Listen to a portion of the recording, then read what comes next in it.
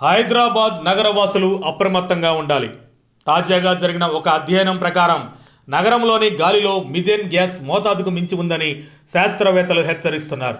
ఈ గ్యాస్కు రంగు, వాసన లేవు కాబట్టి అది గాలిలో ఉన్నా మనకు తెలియదు. కానీ దీని ప్రభావం మాత్రం చాలా తీవ్రమైనదని నిపుణులు చెబుతున్నారు.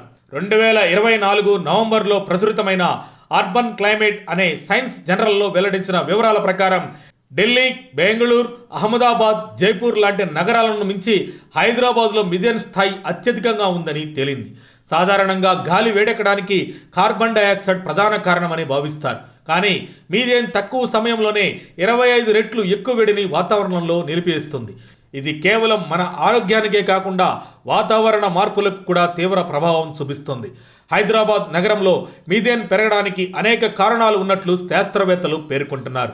ముఖ్యంగా పరిశ్రమల నుంచి విడుదలయ్యే వ్యర్థాలు, చెత్త సక్రమంగా తొలగించకపోవడం, హుస్సేన్ సాగర్, మూసీ నది కాలుష్యం, వరద నీరు నిలిచి ఉండడం, జవహర్ నగర్లోని పెద్ద ఎత్తున చెత్త కుప్పలు, జైపూర్లోని Malaviya National Institute of Technology పరిశోధన ప్రకారం ఈ సమస్యలను క్రమంగా తగ్గించేందుకు ప్రభుత్వం సముచిత చర్యలు తీసుకోవాలని సూచించారు. మీథేన్ గ్యాస్ కలుషిత గాలిని పీల్చడం వల్ల ఊపిరితిత్తుల సమస్యలు, ఆస్తమా దాడులు, గుండె సంబంధిత వ్యాధులు, చిన్నారులు ముందుగానే పుట్టే అవకాశం.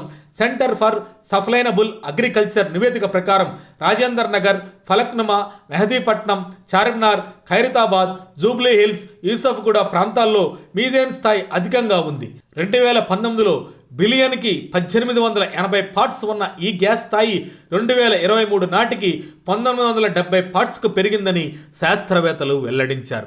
ఈ పరిస్థితిని అదుపులోకి తీసుకురావడానికి కొన్ని ముఖ్యమైన చర్యలు తీసుకోవాలి. చెత్తను సక్రమంగా తొలగించాలి, పారిశుద్ధ్యాన్ని మెరుగుపరచాలి, పరిశ్రమల నుంచి వ్యర్థాలను నియంత్రించాలి, ప్రజల్లో అవగాహన పెంచాలి. హైదరాబాద్ వాసులారా, స్వచ్ఛమైన గాలిని పీల్చే హక్కు మనందరికీ ఉంది. ఆరోగ్యాన్ని కాపాడుకోవడం కోసం మాస్కులు ధరించడం అలవాటు చేసుకోవాలి. కాలుష్యాన్ని తగ్గించే మార్గాలను ఆచరణలో పెట్టడం మన అందరి బాధ్యత. మరిన్ని అప్డేట్స్ కోసం మా కాయ్ టీవీని సబ్స్క్రైబ్ చేసుకోండి. మా వీడియో కనుక మీకు నచ్చినట్లయితే లైక్ చేయండి, షేర్ చేయండి. మీ విలువైన అభిప్రాయాలను కామెంట్ బాక్స్లో తెలియజేయండి.